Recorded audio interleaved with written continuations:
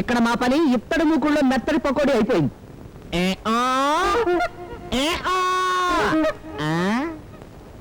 నీ నెత్తి మీద తెల్లబల్లి పడింది కదూ. ఎలా చెప్పావు? చిరంజీవి అల్లు రామలింగయ్యకు పూంపుహారవుతాడని, అమల నాగార్జునకు పూంపుహారవుతుందని ఎలా చెప్పానో ఇది కూడా అలాగే చెప్పాను.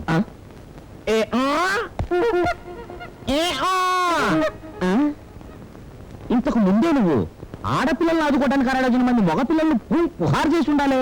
అబ్బా, అవన్నీ కరెక్ట్ గానే చెప్పావు, కానీ ఆ ఒక్క విషయమే తప్పు చెప్పావు. ఏమిటది?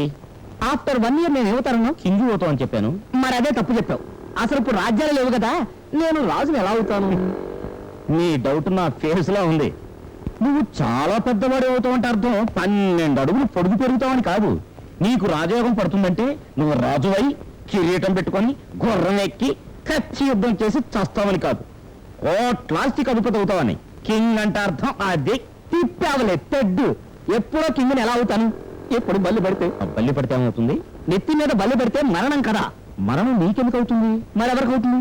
బల్లికి అవుతుంది. నిజమా? అయితే నాకు బల్లి గండం లేనట్టేనా?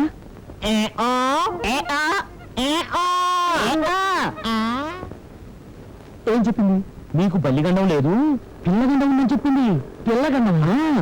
కన్నె పిల్లల్ని గండం నుంచి గట్టెక్కించగానే బల్లి పడింది కనుక పుహార్ల బల్లి హత్య పథకం చుట్టుకొని నీకు కన్నె పిల్ల గండం వచ్చి పడింది. అమ్మో, మళ్ళీ ఈ ఫిట్టింగ్ ఏంటి? ఈ లెక్క నాకు రాజయోగం లేనట్టేనా? ఇవాళ రేపట్లో కన్నె పిల్ల గండం నుంచి గట్టెక్కగలిగితే సింహాసనం ఎక్కుతావు, లేకపోతే పాడెక్కి పుహా.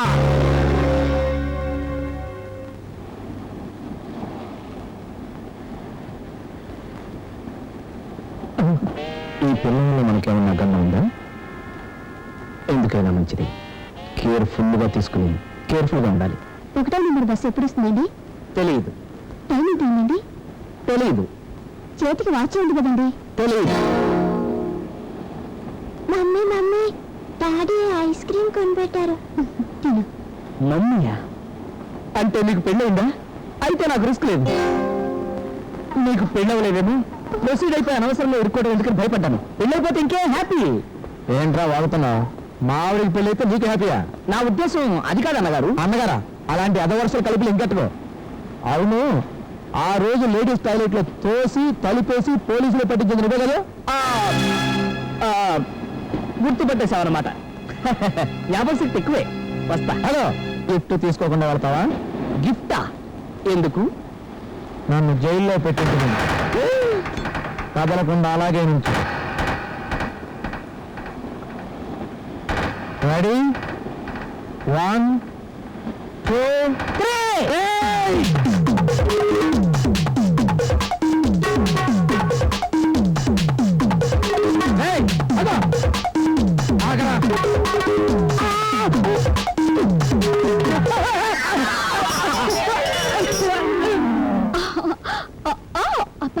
ఏమిటండి ఇది?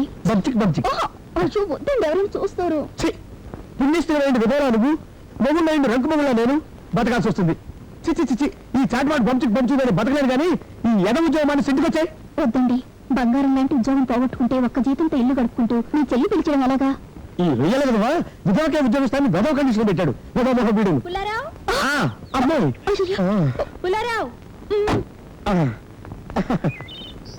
స్టెఫ్రీలో గాలిందో లేదో టెస్ట్ చేశారండి, ఫుల్గా ఉంది. నాన్నగారు పిలుస్తున్నారు చూడు. అలాగే.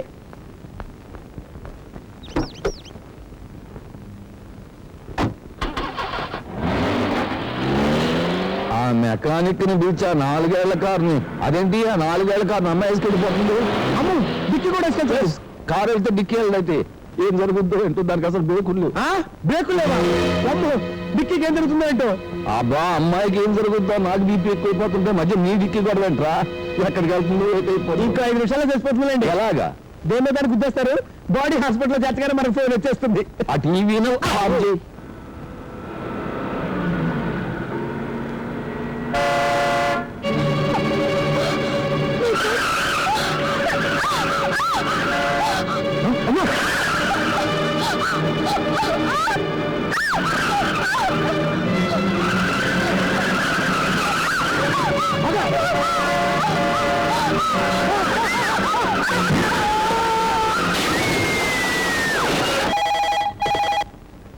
హలో, హాస్పిటల్ అండి? మా 4 ఏళ్ల డిక్కీకి ఎలా ఉందండి? డిక్కీ ఏమిట్రా దక్కు నా కొడక, అమ్మాయికి ఎలా ఉందో ముందు అది అడుగు. హలో, అమ్మాయికి ఆ డిక్కీలో ఉన్న అమ్మాయికి ఎలా ఉంటుంది? ఆ అమ్మాయి డిక్కీలో ఎందుకు ఉంటదిరా, టీరింగ్ కాడ కూకుంటది. అసలు ముందు యాక్సిడెంట్ అయిందో లేదో పొదేసినంటే అది అడుగు. హలో, ముందు యాక్సిడెంట్ అయిందా వెనక యాక్సిడెంట్ అయిందండి? అసలు డిక్కీకి ఎలా ఉందండి? చెస్ నోర్మియస్. అయ్యో, నేను రొయ్యల నాయన మాట్లాడుతున్నాను. డిక్కీకి ఎలా ఉందో కనుక్కోండి. అలాగా, ఈ హాస్పిటల్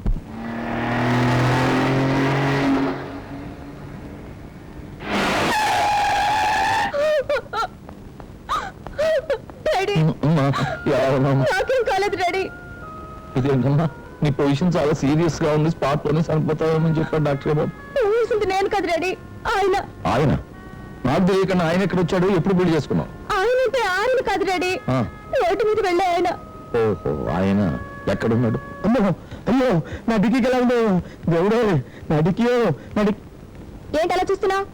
ఒక్క దెబ్బ తగలేదు, కొంపది చెరగ నుంచి గుద్దాడా ఏంటి? బ్యాక్ ఎలా ఉందమ్మా? ఏం తగలేదు. నీ బ్యాగ్ కాదమ్మా, కారు బ్యాగ్. చెస్ చెస్ లేదు, క్యారమ్స్ లేదు, ఊరుకోండి సార్. నా టెన్షన్ లో నేనుంటే. డిక్కీకి ఎలా ఉందమ్మా? రే, ఇంకో పారి డిక్కీ గిక్కి అన్నావంటే డొక్కలో కిక్కిచ్చేసి డిక్కీలో తొంగ పెట్టేస్తాను. ఆ పని చేయండి సార్, హాయిగా డిక్కీలో బంచెక్ డిక్కీ ఎక్కడుందమ్మా? పోలీస్ స్టేషన్ లో ఉంది. చెప్పండి, యాక్సిడెంట్ మీ వల్ల జరిగిందా? కాదు, కారు వల్ల నాకు జరిగింది. మీ తప్పే లేదా? 1% కూడా లేదు. అయితే తప్పంతా ఆ అమ్మాయిదే అంటారు. అమ్మాయా? ఎవరా అమ్మాయి? మిస్ రంభ. నిజంగా నిజంగా అమ్మాయి కన్నెపిల్ల మిస్సేనా? పెళ్లి కాని మిస్సేనా? పెళ్లి కాని వాళ్ళే మిస్ అవుతారు. అయితే ఆ అమ్మాయిది ఏమీ తప్పలేదు, తప్పంతా నాదే. అలాగన్నాడా? అవును సార్, మీ అమ్మాయి గారు తప్పేమీ లేదన్నాడు. డిక్కీ తప్పేమీ ఉందన్నాడా? పైగా మీ అమ్మాయికి థ్యాంక్స్ కూడా చెప్పమన్నాడు సార్. డిక్కీకి చెప్పలేదా? నాకు థ్యాంక్స్ చెప్పారా? అవునమ్మా, కారు పిచ్చి బయట పెట్టాను సార్. ఇంకోటి కీస్. నా డిక్కీ, నా డిక్కీ, నా డిక్కీ, నా డిక్కీ బాబాయ్, డిక్కీ, డిక్కీ, డిక్కీ. అయ్య బాబాయ్, బాబాయ్, ఏంటిది? అయ్య బాబాయ్, కారు పెట్టి కన్నె చేత అటు ఇటు గుద్దించుకున్నా, గండం నుంచి గట్టే ఎక్కి ఆహా ఓహో బతికిపోయా, కింగునే అవుతా అమ్మడు, హొయ్యారే హొయ్యారే హొయ్. అయ్యో, మొర్రో. కారు పెట్టి కన్నె చేత అటు మీ అన్నయ్య గారి కండిషన్ ఏమైనా బెటర్ ఉందండి? పర్వాలేదండి.